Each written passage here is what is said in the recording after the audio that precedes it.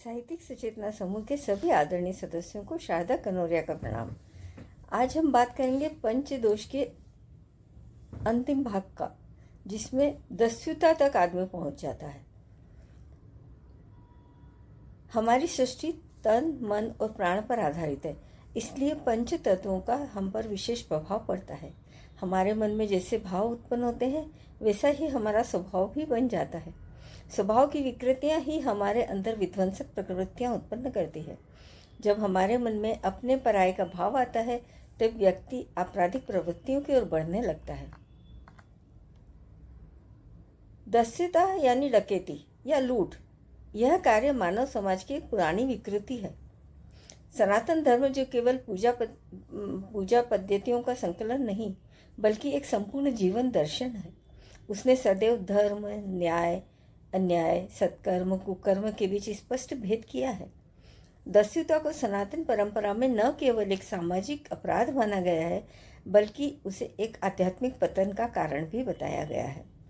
धार्मिक शास्त्रों में दस्युता की व्याख्या की गई है।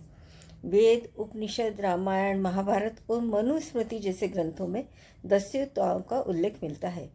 इन्हें अधर्मी, लोभ से प्रेरित और समाज का शत्रु माना जाता है। महाभारत में भीष्म पितामह का युधिष्ठिर को उपदेश दिया गया है, जिसमें दस्युओं के विरुद्ध कठोर नीति अपनाने की बात कही गई है और अनाचारियों का नाश करने की बात कही है, क्योंकि ये समाज की शांति और धर्म की रक्षा में बाधा होते हैं। सनातन धर्म बाह्य आचरण के साथ साथ अंतरात्मा की शुद्धि पर बल देता है। जब व्यक्ति धर्म, संयम और संतोष से विमुख होकर लोभ, मोह और अहंकार के वशीभूत हो जाता है, तब वह दस्युता के पथ पर चला जाता है।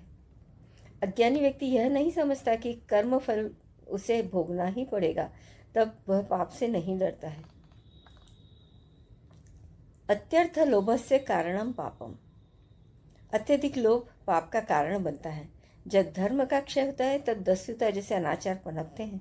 हमारी सनातन परंपरा की एक और विशेषता यह है कि वह पश्चाताप और प्रायश्चित के माध्यम से आत्मोद्धार की राह भी दिखाती है। जब हमसे कोई अपराध हो जाता है, उसका प्रायश्चित का भी उल्लेख किया जाता है। वाल्मीकि ऋषि की कथा हमने सबने सुनी है। वाल्मीकि जो पहले रत्नाकर नामक एक दस्यु थे, नारद मुनि के सत्संग और राम नाम के जप से महर्षि वाल्मीकि बन गए। यह उदाहरण यह बताता है कि धर्म की ओर लौटने का मार्ग सदा खुला है। तपस्या, सेवा, जप, दान और सत्कर्मों द्वारा पापों का परिमार्जन किया जा सकता है, और यह सनातन की उदार दृष्टि है। सनातन धर्म में राज्य और धर्म का गहरा संबंध बताया गया है। एक आदर्श राजा का कर्तव्य है कि वह धर्म की रक्षा करे और अधर्मियों, जिनमें दस्यु भी शामिल है, का दमन करे।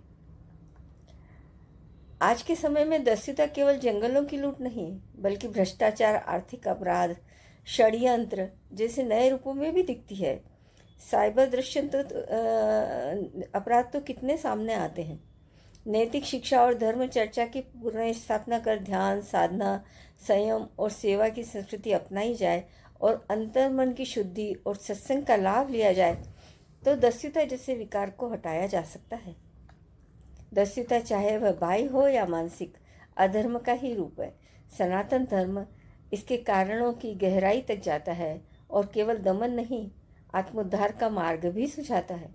यदि हम व्यक्तिगत जीवन में धर्म को अपनाएं और सामाजिक स्तर पर न्याय और करुणा को प्राथमिकता देना, तो न केवल दस्युता बल्कि सभी प्रकार के पाप धीरे धीरे मिट जाते हैं, और यही सनातन का मार्ग है।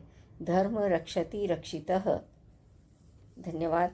अगर आपको मेरा वीडियो पसंद आया हो, लाइक, शेयर, सब्सक्राइब करना ना भूलें।